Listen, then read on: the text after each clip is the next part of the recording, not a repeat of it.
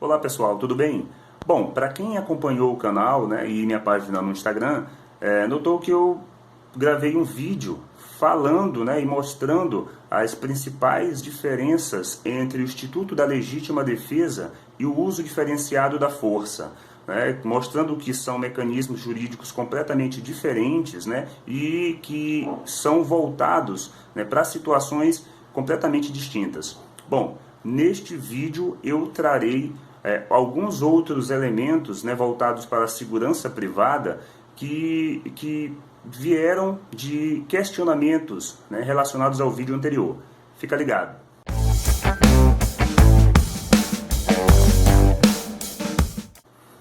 Olá pessoal, para quem não me conhece, eu sou o Erlen Nogueira, sou profissional de segurança com pelo menos 15 anos de experiência, tanto na área pública quanto privada. Sou formado em gestão de segurança privada e pós-graduando em perícia criminal.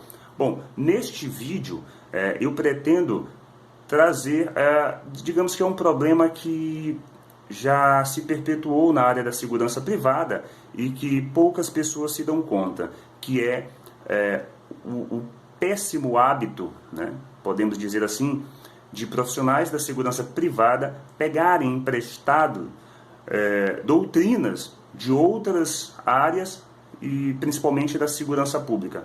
Hoje no Brasil, a segurança privada é praticamente uma cópia da segurança pública. Isso não faz nenhum sentido. Bom, para você que viu o meu último vídeo, onde tratei das principais diferenças entre a legítima defesa e o uso diferenciado da força e como um não se aplica ao outro, né? Neste vídeo eu vou trazer, digamos que um macete para que você consiga compreender melhor as competências, né, dos profissionais de segurança pública e privada e ver que há uma diferença abismal entre as duas funções, a função pública e a função privada na área de segurança. Um exemplo claro é a questão do uso diferenciado da força, né? Geralmente, quando se vê alguma ação de um vigilante, né, onde acaba sendo desastrosa, digamos assim, as pessoas tendem a criticar com a seguinte frase: cadê o uso diferenciado da força? Bom, é certo que alguns casos, né, a gente pode levar em consideração o uso diferenciado da força como um modelo a ser seguido, né, por mera ausência de doutrina. E é exatamente este o problema. O vigilante, ele não age em estrito cumprimento do dever legal. Eu vou repetir. O vigilante não age em estrito cumprimento do dever legal. Em quase todas as suas ações, o vigilante age em legítima defesa, seja própria, de terceiros ou do patrimônio, principalmente do patrimônio. Também pode agir em estado de necessidade, em casos específicos, e isso com certeza vai rolar uma treta aí nos comentários, né? E também pode agir em exercício regular de um direito, mas nunca agirá em estrito cumprimento do dever legal. E explico o porquê. Bom, como eu falei, o principal instituto jurídico que é utilizado pelo vigilante no exercício de sua função é a legítima defesa. Isso porque qualquer situação onde haja uma agressão, né, de origem humana, ou quando o humano se utiliza de um animal ou de alguma coisa, né, para agredir um bem jurídico, o instituto cabível nestes casos é o instituto da legítima defesa. Se há um perigo, né, iminente à vida de alguém ou algum bem jurídico, né, qualquer bem jurídico, cabe o estado de necessidade. Um exemplo seria, por exemplo, um vigilante que está no seu posto e nota que uma criança está presa dentro de um veículo. Não podendo ou não conseguindo localizar o dono do veículo ou qualquer pessoa que poderia tirar a criança daquela situação de perigo, o vigilante poderá quebrar o vidro do veículo, abrir o veículo e poder resgatar aquela criança daquela situação de perigo. Notem que, ao fazer isso, ele acaba agredindo um bem jurídico, que é o próprio veículo. Ao quebrar o vidro, ele agride um bem jurídico para salvar outro bem jurídico, que é a vida da criança. Neste caso, o vigilante age em estado de necessidade, né? Muitos poderão dizer aí que um vigilante ou um policial não pode agir em estado de necessidade, mas nesse caso é estado de necessidade. Alguns poderão dizer, mas isso no caso do policial seria estrito cumprimento do dever legal. Não, não é, porque há um perigo iminente. Se há perigo, é estado de necessidade. Se há agressão, é legítima defesa. Se não há nem agressão e nem perigo iminente, e o policial tem o dever legal de realizar determinada conduta, aí sim é estrito cumprimento do dever legal. Bom, já se a situação envolvesse, por exemplo, um criminoso, né, que tentasse furtar ou roubar algo no local de trabalho de um vigilante, a partir do momento que esse vigilante age, ele age em legítima defesa, seja própria de terceiro ou do patrimônio. Se o vigilante resolve prender o criminoso, e ele pode fazer isso, ele está agindo em exercício regular de um direito. É direito do vigilante prender alguém que se encontre, obviamente, em flagrante delito. Não é um dever do vigilante. Muitos dizem isso. Eu já vi muita gente dizer que é um dever do vigilante. Não, não é. Bom, e essa competência do vigilante, enquanto direito de poder prender quem quer que seja encontrado em flagrante delito, fica evidenciado quando você lê o artigo 301 do Código de Processo Penal, que diz que qualquer do povo poderá, e a autoridade policial e seus agentes deverão prender quem quer que seja encontrado em flagrante delito. Ou seja, o vigilante ele não é uma autoridade policial, não é um agente de polícia, né? Ele tem, então, o direito de prender e não o dever. Que isso fique bem claro, né? Essa é uma das principais diferenças entre a função, entre a natureza jurídica da atividade de vigilância patrimonial e a atividade de segurança pública. São duas coisas completamente diferentes.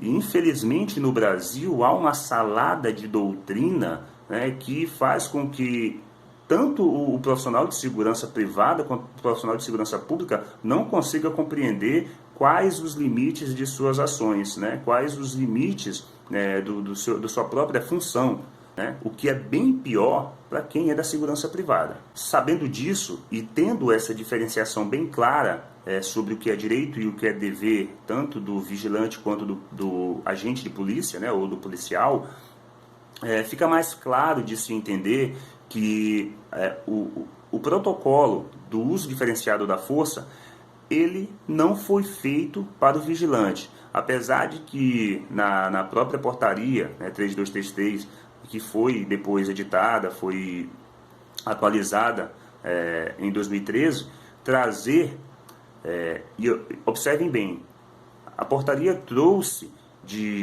já de forma defasada a doutrina, chamada doutrina, o protocolo do uso diferenciado da força, ainda com os termos antigos, que lá você vai encontrar o uso progressivo da força.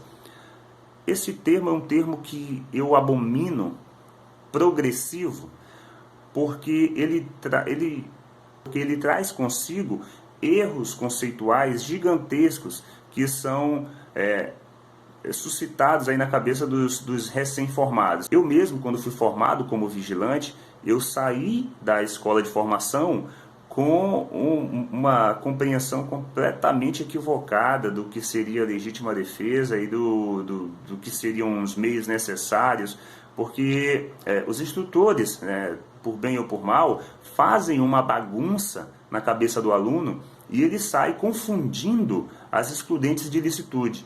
Ele só pode agir em legítima defesa, né, em caso de agressão, e, no entanto, enchem a cabeça do vigilante de uso progressivo da força. E esse termo acaba induzindo o vigilante ao erro. Praticamente todos com quem eu converso sobre esse assunto acreditam que o uso da força deve ser sempre progressivo. Sempre começar da presença e terminar no emprego, né, de arma letal. Isso não faz nenhum sentido. Haverá situações em que você não vai nem conseguir se apresentar, né, ao agressor e terá logo que usar o armamento letal. Haverá situações em que você terá que escalonar a força até o nível letal e voltar novamente, depois retornar para o letal. Bom, o o uso da força não é progressivo. O uso da força é sempre situacional. Você vai ter que avaliar a situação, vai entender qual é a gravidade da ameaça, ou do risco, ou da agressão, e aí sim poderá, ou deverá escolher o nível de, selecionar o nível de força a ser usado conforme a situação se apresenta a você. Esse é o principal problema da segurança privada. Nós não temos doutrina específica. Pegamos emprestado doutrinas de outras corporações, de outros segmentos de segurança e aplicamos na segurança privada, achando que assim resolveremos o problema. O problema só cresce e os vigilantes só morrem. Essa é uma questão que deveria ser levantada em todos os cursos de formação. Infelizmente, não se vê ninguém falar sobre isso.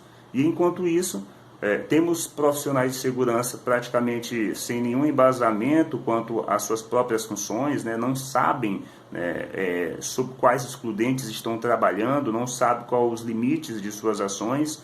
Às vezes, morrem por entenderem que não podem usar a força, ou um nível elevado de força em uma situação onde a agressão é potencialmente letal contra eles. Então, sim, eu não vejo de forma alguma como o uso irresponsável de doutrinas completamente alheias à função do vigilante possam ser empregadas e dar um resultado satisfatório.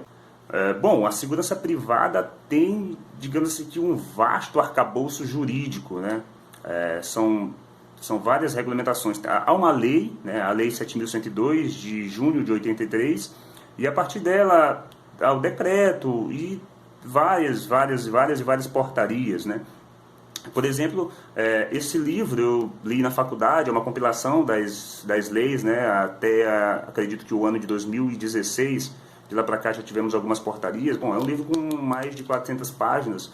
E só para você ter uma noção do número de leis que são exclusivas da segurança privada. Como diria um amigo meu, isso aqui é como o deserto do Saara. É grande e inútil. Por quê, pessoal? Porque precisamos realmente de, primeiro, leis que se adequem à nossa realidade, leis que realmente estejam harmônicas com as excludentes do vigilante, com as suas competências legais e principalmente uma doutrina especializada. E é isso que eu gostaria de ver dos novos profissionais de segurança. Temos uma lacuna a preencher, temos profissionais que gostam de trabalhar, precisamos de pessoas que gostem de estudar, para então criar conteúdo. Bom, pessoal, basicamente isso que eu queria falar. Bom, se você tiver alguma dúvida ou alguma crítica em relação ao que foi dito, comenta aí, interaja, estamos abertos aí a todo tipo de discussão. Na verdade, é isso que eu tento fazer, levantar discussões acerca da segurança privada, acerca dos princípios que regem a segurança privada e, de alguma forma, tentar ajudar esse segmento que é tão importante para nós. Valeu, pessoal.